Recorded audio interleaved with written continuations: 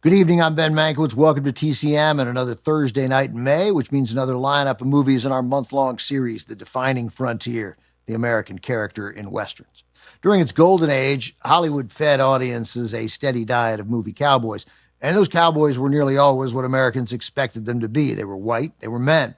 Regularly, they were played by actors whose personas were tied into Westerns, men like John Wayne, Randolph Scott, Roy Rogers. And of course, you didn't have to be solely a cowboy actor to play a cowboy. Gary Cooper, Henry Fonda, and Jimmy Stewart proved they could play varied and compelling Western leading men. Even Jimmy Cagney made a trio of horse operas, including one really good one, Tribute to a Bad Man from 1956, directed by Robert Wise. Truth is, of course, these types of men did not tame the West alone.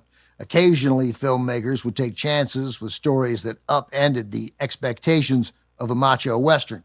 These cultural breakthroughs are the focus of tonight's lineup, Westerns centered on characters underrepresented or overlooked.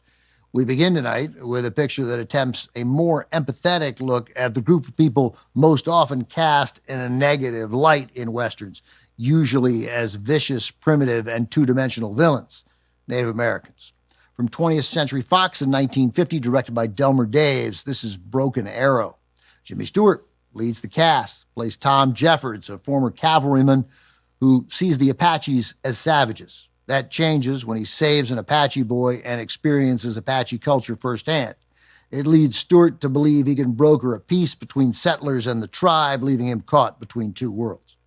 While showing Native Americans to be noble, thoughtful, and intelligent was unusual for the time, Hollywood was still Hollywood in 1950. The two principal Native American characters are played by white actors, Jeff Chandler and Deborah Paget. The term redface refers to darkening an actor with makeup and dressing them in feathers, headdresses, and buckskin. While redface didn't spark the levels of outrage as blackface, it's obviously demeaning to Native Americans and played a pretty significant role in turning them into caricatures. With this film, Hollywood was in the early stages of realizing the need to humanize America's indigenous people. From 1950, with an Oscar-nominated screenplay by Albert Maltz, also with Will Geer and Arthur Honeycutt, Broken Arrow. Calling on white actors to play Native Americans did not start or finish with Broken Arrow. Native American actors did work in films, but it took far too long for them to achieve recognition. A significant breakthrough finally came with Arthur Penn's 1970 Western, Little Big Man.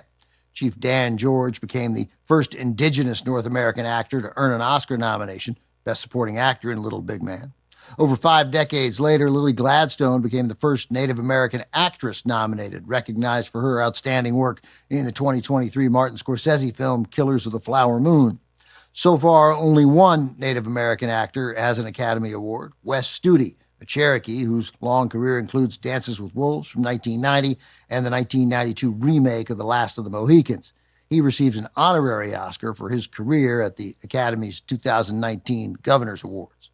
Once, a Native American hosted the Academy Awards.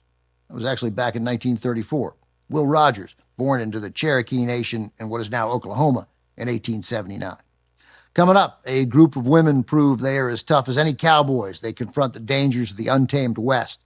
Westward the Women is next on TCM.